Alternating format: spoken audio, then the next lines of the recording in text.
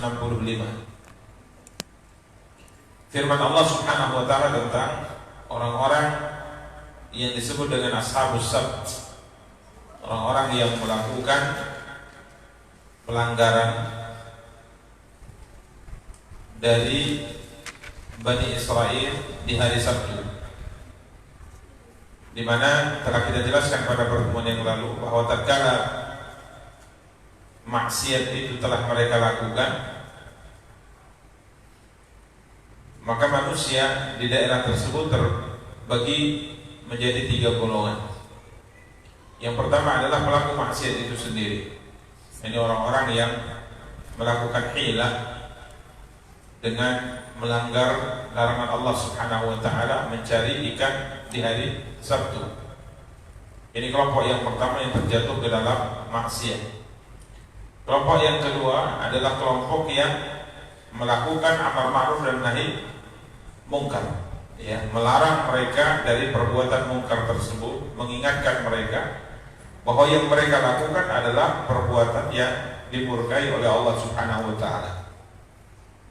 Kemudian kelompok yang ketiga adalah orang-orang yang tidak mengingkari kemungkaran dan tidak melakukan kemungkaran. Jadi mereka tidak melakukan kemungkaran, ya, akan tetapi tidak mengingkari kemungkaran yang dilakukan.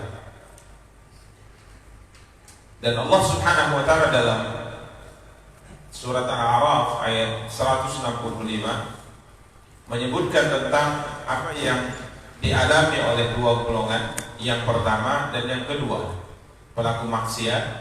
Mereka dibinasakan oleh Allah Subhanahu wa taala.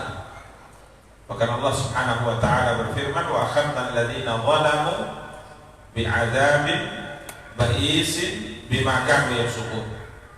Dan Allah Subhanahu wa taala timpakan kepada orang-orang yang zalim siksaan yang keras. Bima kanu yafsukun, disebabkan mereka selalu berbuat fasik. Ini kelompok yang disebutkan oleh Allah Subhanahu wa taala.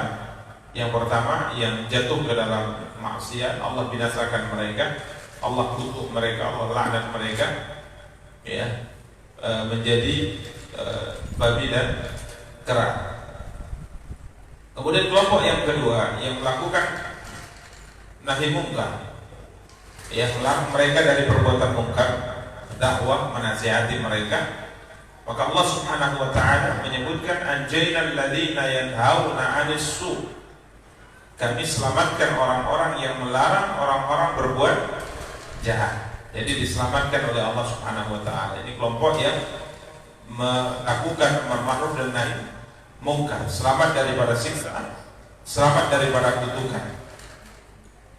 Adapun golongan yang ketiga yang tidak melakukan maksiat namun tidak mengingkari kemungkaran, tidak disebutkan oleh Allah Subhanahu wa taala nasib mereka bagaimana. Apakah mereka selamat atau mereka termasuk orang-orang yang dibinasakan oleh Allah Subhanahu wa taala, disiksa oleh Allah Subhanahu wa taala? Tidak disebutkan atau tidak disinggung dalam cerita Al-Qur'an tentang masyarakat yang hidup di kota tersebut. Sehingga pada pertemuan yang lalu kita jelaskan, ya, ada 2 pendapat di kalangan para ulama di tafsir. Yang pertama, mereka selamat, ya, karena mereka tidak melakukan maksiat. Yang kedua, mereka tidak selamat. Ini ada dua pendapat sebagaimana kita sebutkan. Akan tapi sebagian para ulama menguatkan pendapat bahwa mereka selamat. Tapi kenapa tidak disebut oleh Allah Subhanahu wa taala?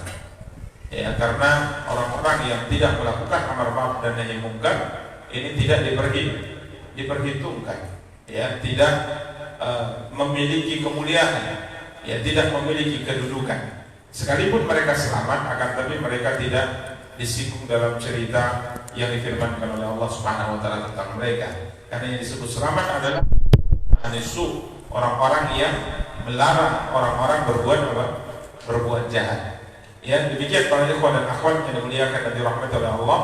Dalil terakhir dalam ayat Al-Qur'an yang memerintahkan umat Islam, umat manusia untuk melakukan amar ma'ruf dan nahi mungkar. Dan beliau mengatakan bahwa ayat-ayat dalam masalah ini sangat banyak dan masyhur. Kemudian beliau mulai membawakan hadis-hadis dari sabda Nabi sallallahu alaihi wasallam tentang amar ma'ruf dan nahi munkar. Yang pertama, hadis nomor 189. Hadis dari Abu Sa'id Al-Khudri radhiyallahu anhu, beliau berkata, aku telah mendengar Rasulullah sallallahu alaihi wasallam bersabda, "Man ra'a minkum munkaran falyughayyirhu bi yadihi, fa in lam yastati' fa bi lisanihi, fa in lam yastati' fa bi qalbihi, wa dzalika adhaful iman." Barang siapa di antara kalian melihat satu kemungkaran, melihat di sini juga bisa dimaknai dengan mengetahui. Melihat atau apa? Mengetahui. Ya. Barang siapa di antara kalian yang melihat atau mengetahui satu kemungkaran, maka Rasulullah sallallahu alaihi wasallam bersabda, "Falyughayyirhu bi yadihi." Hendaklah dia mengubahnya dengan tangannya. Mengubah kemungkaran dengan tangannya. Fa in lam yastati' fa bi lisanihi. Jika dia tidak sanggup, tidak memiliki kemampuan untuk mengubah kemungkaran dengan tangannya, maka hendaknya dia melakukannya, jadi mengubahnya dengan apa? Dengan lisannya. Ya, dengan lisannya. Kemudian fa in lam yastati', dan jika dia tidak sanggup juga dengan lisannya, fa biqalbihi, maka dia hendaknya mengubah kemungkaran tersebut dengan apa? Dengan hatinya. Wa dzalika adhaful iman, dan itu adalah selemah-lemahnya iman. Itu adalah selemah-lemahnya iman. Para ikhwan dan akhwat yang dimuliakan oleh rahmatullah Allah Subhanahu wa taala, ini hadis yang disebutkan oleh Imam An-Nawawi rahimahullah, yang mana para ulama kita rahimahullah menyebutkan bahwa kemungkaran itu apabila diketahui, maka hukum asalnya adalah kita berusaha untuk mengubahnya atau menghilangkan kemungkaran tersebut. Itu tujuan utama. Jadi tujuan utama amar ma'ruf dan nahi munkar adalah menghilangkan apa? Kemungkaran. Menghilangkan kemungkaran. Karena hadis ini, Allah Ta'ala alam, tidak khusus bagi seorang penguasa. Tidak khusus bagi seorang apa? Penguasa. Jadi hadis ini bukan diarahkan hanya kepada misalnya presiden atau gubernur atau wali kota atau yang lainnya, akan tapi hadis ini umum. Nabi SAW bersabda, "Man ra'a minkum munkar." Barang siapa di antara kalian, siapa saja yang melihat kemungkaran, yang mengetahui adanya kemungkaran, falyughayyirhu biyadihi, maka hendaknya ia mengubahnya dengan apa? Dengan tangannya. Artinya berusaha agar kemungkaran tersebut hilang. Ini tujuan nahi munkar adalah supaya kemungkaran itu apa? Hilang. Bukan tujuan utamanya, bukan meringankannya atau bukan meminimalkannya. Tujuan utama dari amar ma'ruf nahi munkar adalah menghilangkan apa? Kemungkaran. Ini tujuan utama. Ya. Walaupun sekali lagi kaitan pembahasan kita seperti ini masih dikaitkan dan dirunutkan dengan poin-poin yang sudah kita jelaskan, dan insya Allah akan kita ingatkan kembali. Tapi ini hukum asal. Amar ma'ruf nahi munkar adalah munculnya yang perbuatan ma'ruf atau ketaatan dan hilangnya perbuatan apa? Munkar. Ini hukum asal, tujuan amar ma'ruf dan nahi munkar. Karena para ikhwan dan akhwat yang dimuliakan oleh rahmatullah Allah Subhanahu wa taala, Nabi kita yang mulia sallallahu alaihi wasallam, tatkala Allah Subhanahu wa taala berikan kepada beliau nikmat ditaklukkannya kota Makkah Mukarramah, ini jazirah Arab atau jantungnya Jazirah Arab itu sudah tunduk di bawah kekuasaan beliau alaihi salatu wassalam, maka beliau mengingkari kemungkaran dengan menghilangkan kemungkaran. Maka beliau sallallahu alaihi wasallam mengirim beberapa sahabat untuk menghancurkan apa? Beberapa berhala. Jadi memang dihilangkan, memang apa? Dihilangkan. Seperti Nabi sallallahu alaihi wasallam mengirim Khalid bin Walid untuk menghancurkan berhala Uzza. Ya, mengirim Khalid bin Walid untuk menghancurkan berhala Uzza. Jadi benar-benar berhala Uzza itu dihancurkan. Ya, diratakan oleh Khalid bin Walid. Kemudian tatkala beliau kembali kepada Rasulullah memberikan informasi bahwa berhala Uzza telah beliau hancurkan, beliau ratakan, maka Nabi SAW mengatakan belum, engkau belum menghancurkannya. Maka Nabi perintahkan dia untuk kembali lagi. Kiranya setelah dia kembali barulah dia melihat ada jin yang menampakkan dirinya, ya, jin yang menampakkan dirinya. Ini seorang wanita tua yang memiliki rambut yang begitu panjang. Kemudian Khalid membunuhnya. Maka Nabi SAW katakan itulah Uzza. Itulah apa? Uzza. Karena manusia tatkala menyembah berhala, hakikatnya adalah menyembah apa?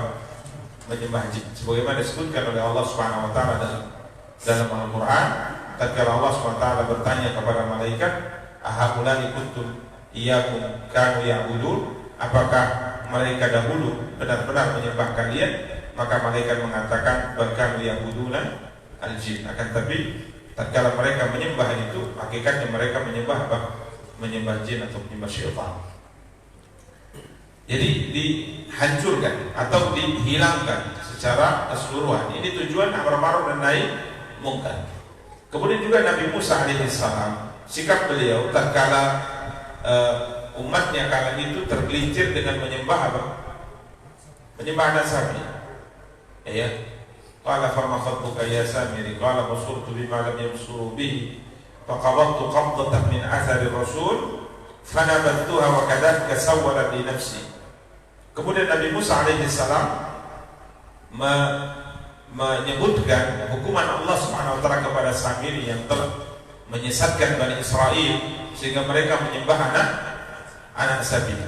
Wa inna laka fil hayati an taqula la misas wa inna laka maw'idan lan tukhlafa wanzur ila ilahika alladhi dhanta 'alaihi aqibah la nuharriqannahu thumma lanansifannahu fil yammi nasfa.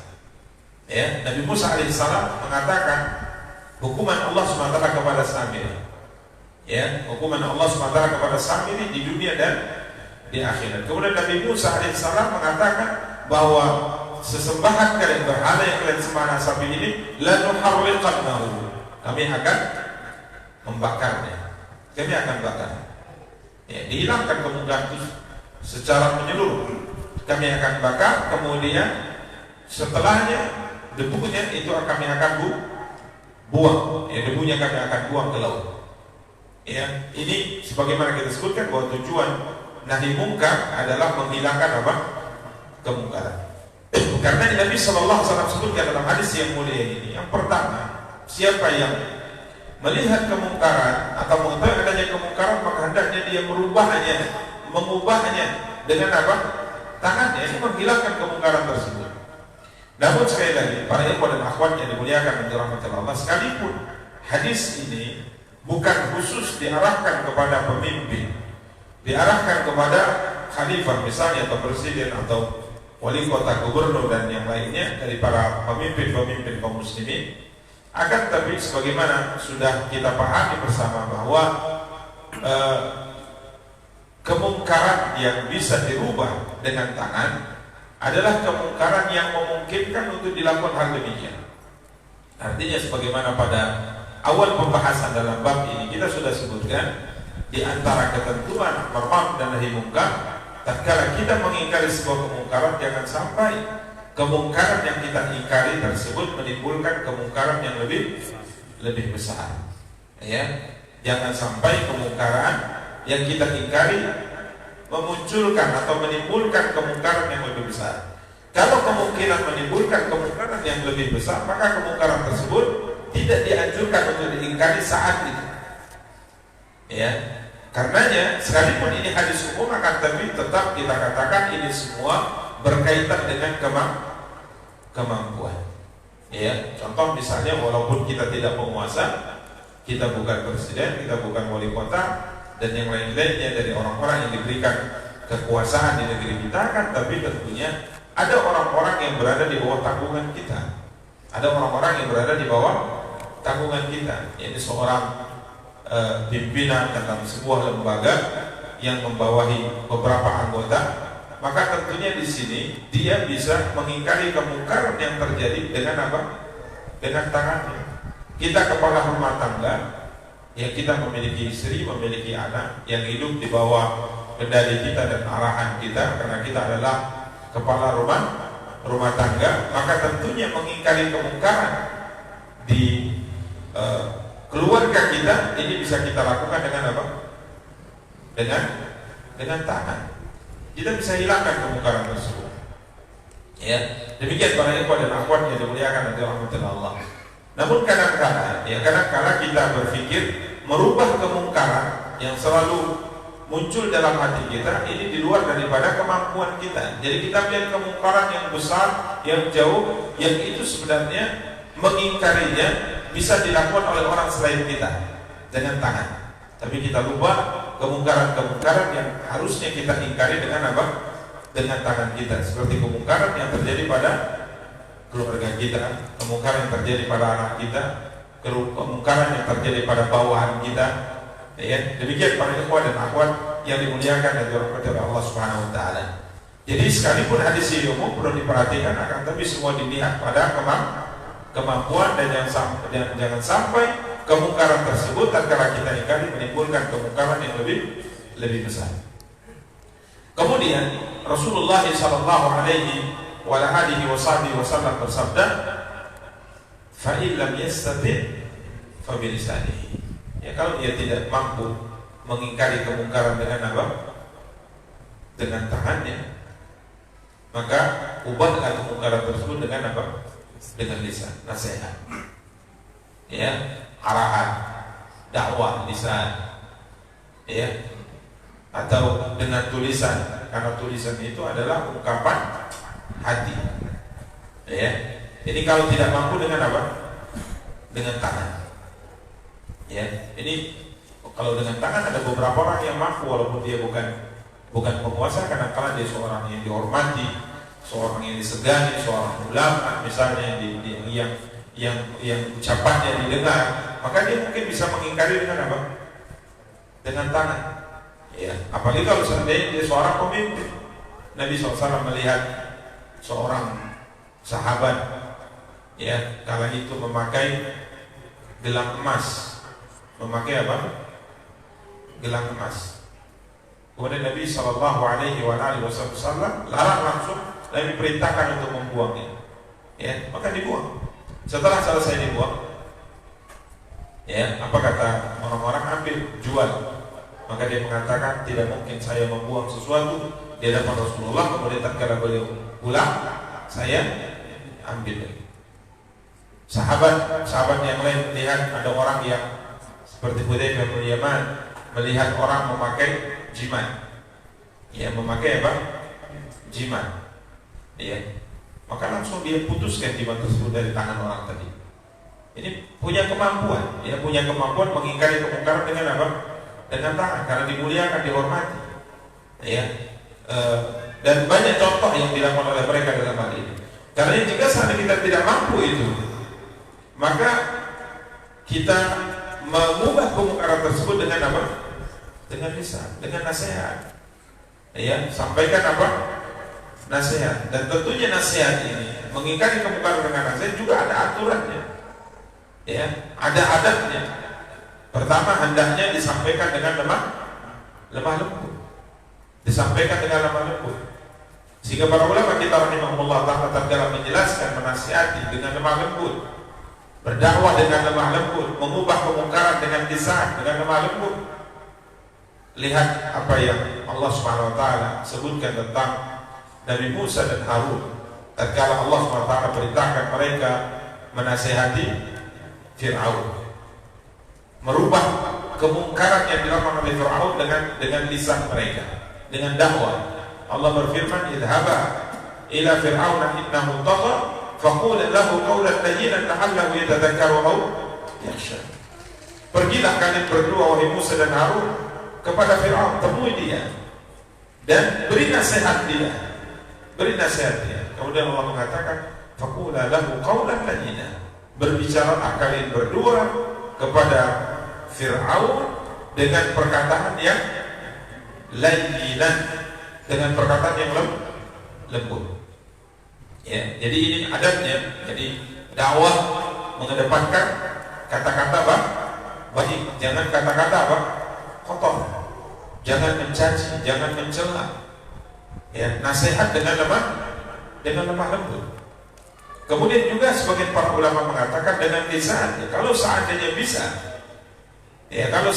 bisa berbicara empat mata, ini jauh lebih baik.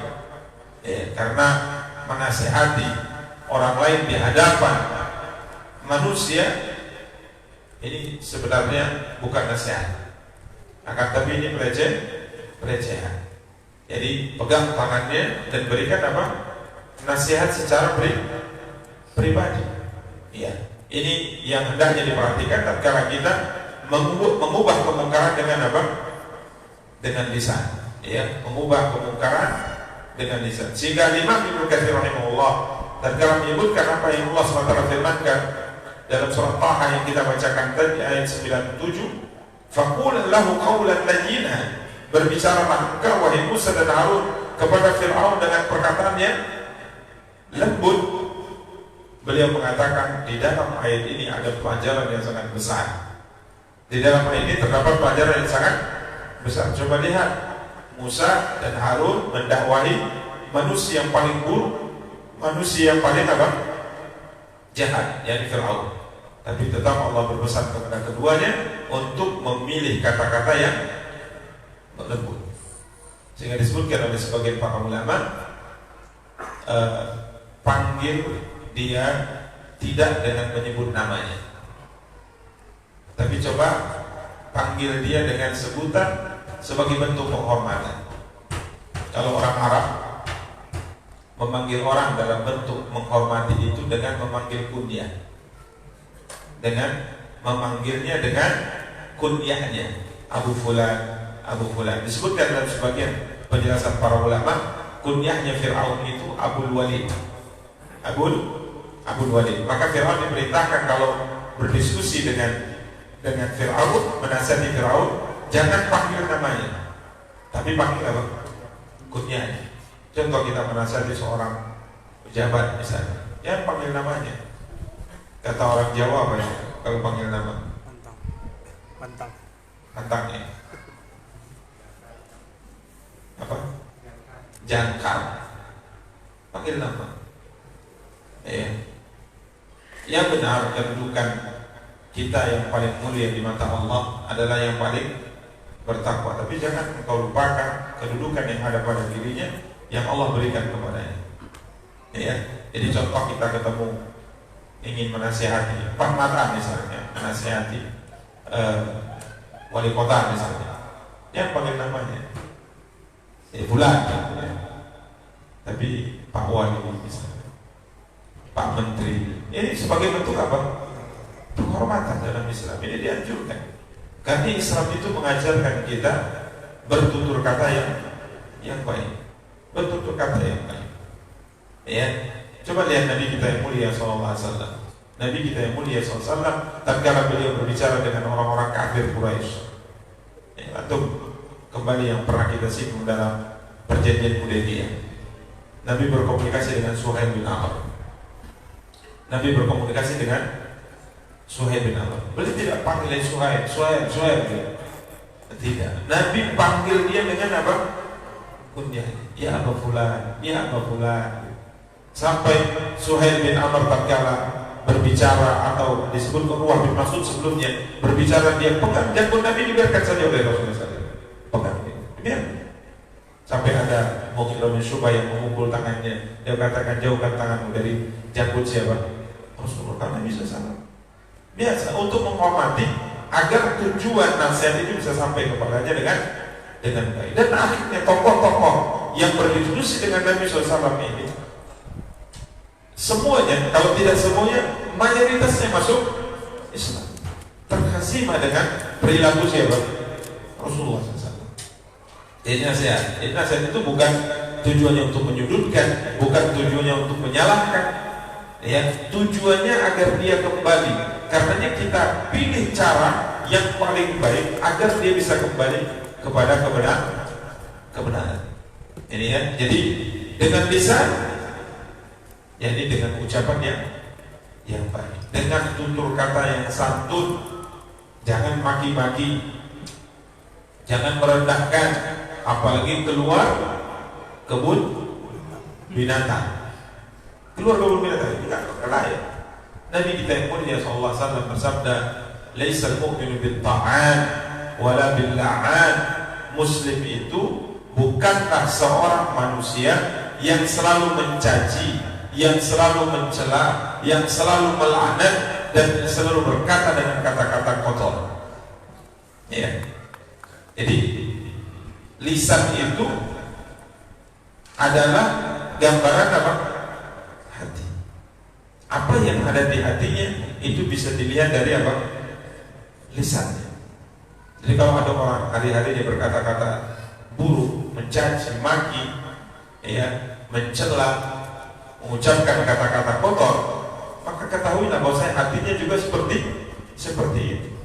Ya, ini para ikhwan dan akhwat yang dimuliakan oleh Allah. Fa in lam yastati' fa bi lisanihi. Intinya kalau dia tidak mampu mengubah kemungkaran dengan tangannya, maka ubahlah dengan apa? Dengan lisan. Bicara lemah lembut, kemudian kalau bisa rahasia. Ya, kalau bisa apa? Rahasia. Allahumma kecuali kalau memang membutuhkan, tidak memungkinkan untuk rahasia. Ya. Kalau kesempatan itu lewat, maka akan lewatlah kesempatan untuk mengingkarinya. Maka ini boleh secara terang-terangan, akan tapi dengan lemah lembut.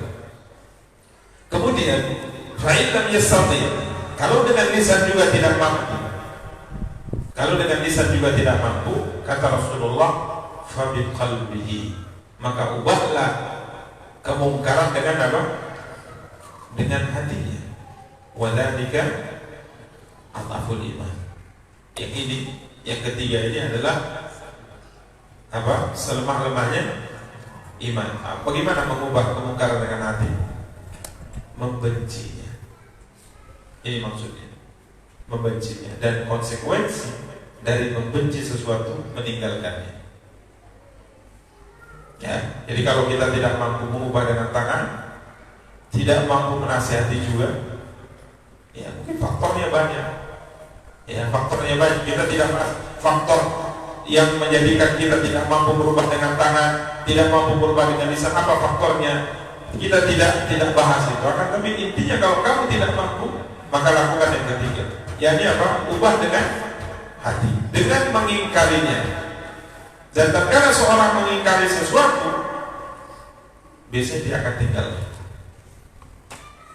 Ya, contohnya misal kita duduk di satu majelis yang di situ dilakukan apa?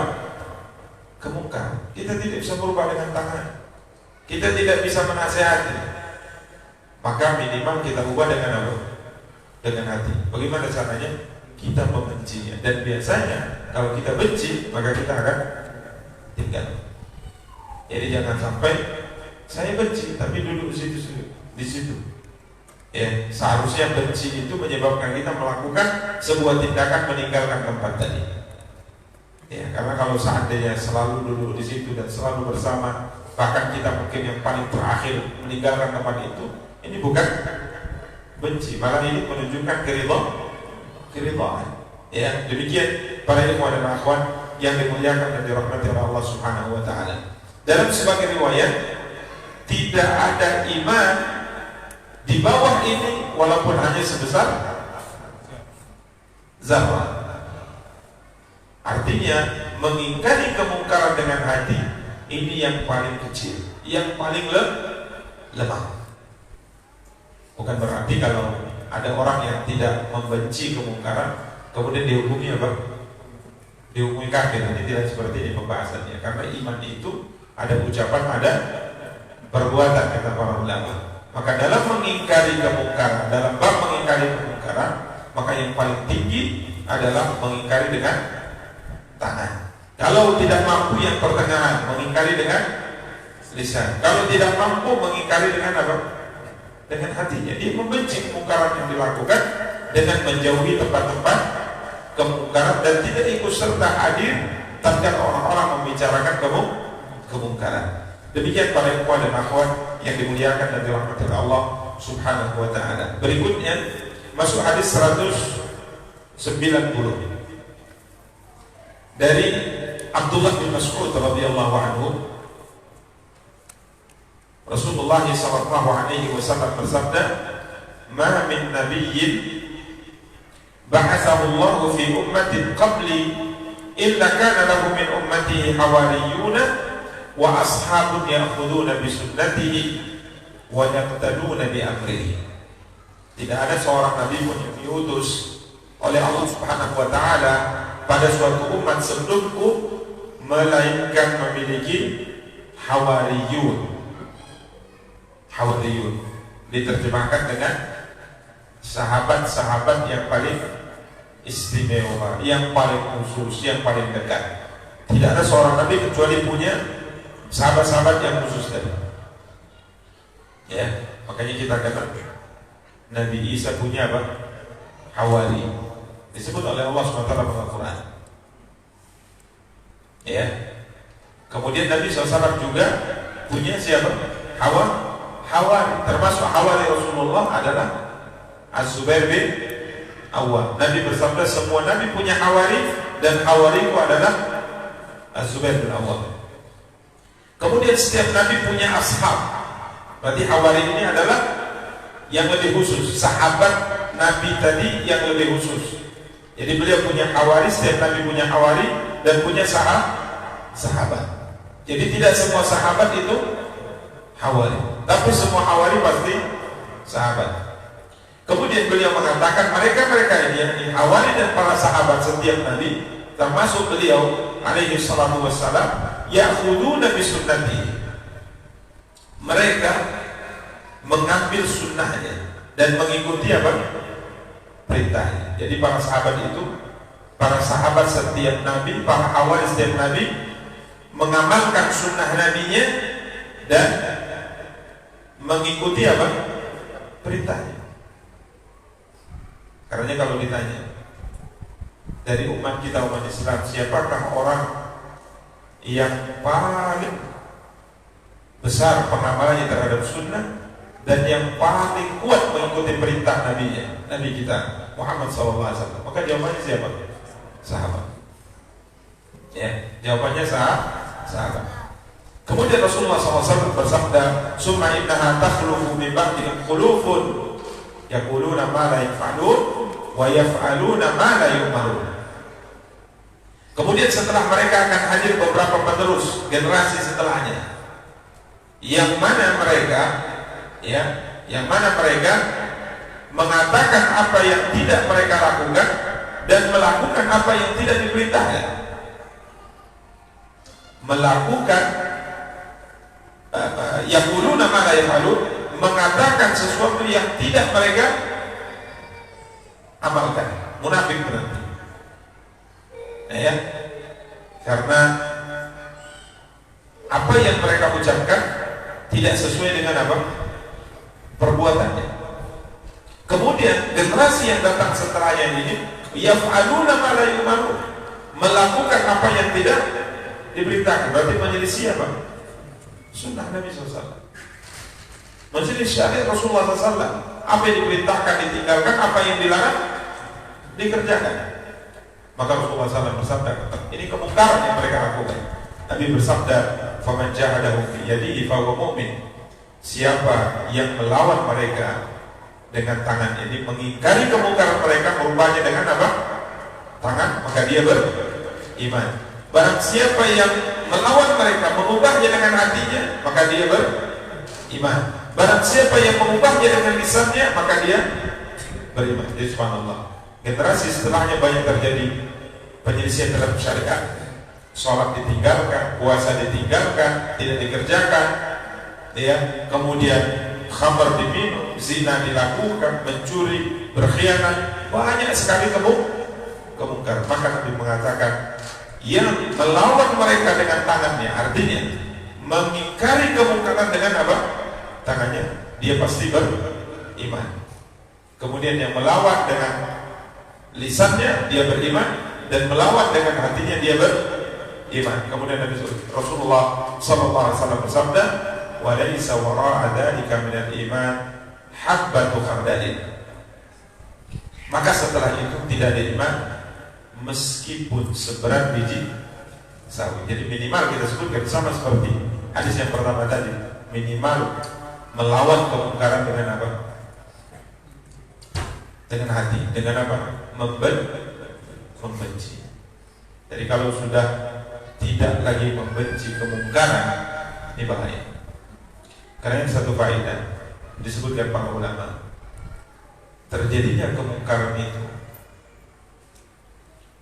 bagusnya itu jangan sering dilihat, jangan sering didengar, jangan sering disampaikan kemungkarannya, ya. Karena kalau sudah sering dilihat, sering didengar, sering disampaikan, itu jadi apa? Biasa. Orang, iya kemungkaran ya, udah biasa ya.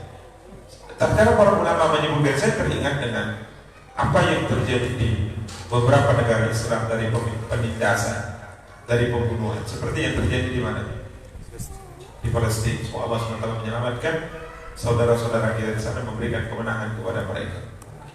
Itu para ikhwan dan akhwat yang dimuliakan oleh Allah Ta'ala, tatkala berita selalu kita baca, kita dengar, selalu baca, kita dengar, akhirnya apa terjadi? Biasa. Tapi coba informasi ini tiba-tiba tidak pernah kita dengar dan akhirnya kita dengar, sedihnya luar biasa. Usaha untuk membantu mereka besar, tapi tetap terus, akhirnya apa terjadi? Biasa. Kemarin sekian tahun terjadi, ini terjadi lagi, sehingga pembantian itu kita anggap seperti hal yang biasa, padahal luar biasa. Terbunuhnya seorang muslim di sisi Allah itu lebih ringan dibandingkan hancurnya dunia dan seisinya. Kalau yang terbunuh satu saya seperti itu, bagaimana sampai belasan ribu, sampai puluhan ribu? Ini luar biasa, dosa luar biasa, kejahatan luar biasa. Karena para ikhwan dan akhwat yang dimuliakan oleh Allah, kemungkaran itu kalau sudah sering kita dengar, sering kita lihat, jadinya apa? Biasa. Dulu mungkin di saat orang-orang tua kita dulu melihat muslimah tidak pakai kerudung istilahnya atau selendang, ya, itu kayaknya gimana gitu. Tapi terkala terus terjadi, akhirnya lebih parah dari itu sudah apa? Biasa. Lebih parah lagi, yang sesuai dengan syariat dianggap salah. Makanya ini yang ditakutkan para ikhwan, terkala mindset kita itu berubah tanpa kita sadar. Pelan tapi pasti berubah. Itu yang kita khawatirkan. Sehingga seorang itu tatkala sudah besar, tumbuh besar dewasa di atas fitnah, tua di atas fitnah, mati di atas fitnah, sehingga kita tidak menganggap sebuah kemungkaran adalah sebuah kemungkaran. Kita anggap itu biasa. Sampai fenomena, sampai perkara besar pun kita anggap biasa. Sekarang orang tidak mengerjakan sholat biasa. Orang nggak puasa di bulan Ramadan biasa. Kerja dia nggak puasa, ya biasa. Belum sewaktu. Dia tidak puasa di bulan Ramadan biasa. Padahal luar biasa. Nabi pernah melihat ancaman hukuman bagi orang yang tidak berpuasa di bulan Ramadan. Disiksa di alam barzakh. Ini bukan siksa neraka, Ini siksa alam barzah. Digantung kakinya di atas, mulutnya, kepalanya di bawah, kemudian mulutnya dikoyak sampai kerahannya habis dikoyak. Ini luar biasa. Tapi tatkala sudah banyak orang Ramadan tidak puasa, akhirnya biasa. Sudah begitu banyaknya orang tidak sholat dari kalangan kaum muslimin, kita anggap apa? Biasa. Itu luar biasa para ikhwah dan akhwat yang dimuliakan dan dirahmati oleh Allah Subhanahu wa taala. Ini yang diingatkan oleh Nabi sallallahu alaihi wasallam.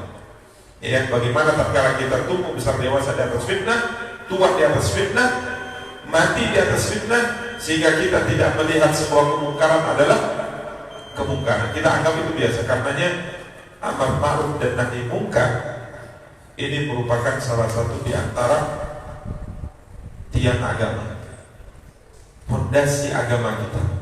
Amar ma'ruf dan nahi mungkar. Karena Imam Nawawi rahimahullah membawakan banyak dalil. Karena ini hal yang vital dalam agama. Kalau tidak dilakukan amar ma'ruf dan nahi mungkar, yang terjadi adalah kemungkaran semakin hari semakin menyebar, dan yang namanya ma'ruf semakin hari semakin mengecil, semakin berkurang. Dan kalau itu yang terjadi, ini sangat berbahaya bagi keselamatan kita di dunia dan keselamatan kita di mana? Di akhirat. Demikian para ikhwan dan akhwat yang dimuliakan dan dirahmati oleh Allah Subhanahu wa taala, dapat kita sampaikan. Insyaallah pada pertemuan akan datang kita akan lanjutkan hadis ke-191 dari kitab Riyadhus Shalihin. Kita cukupkan. Subhanakallahumma wa bihamdika asyhadu an la ilaha illa anta astaghfiruka wa atubu ilaik. Wassalamualaikum warahmatullahi wabarakatuh.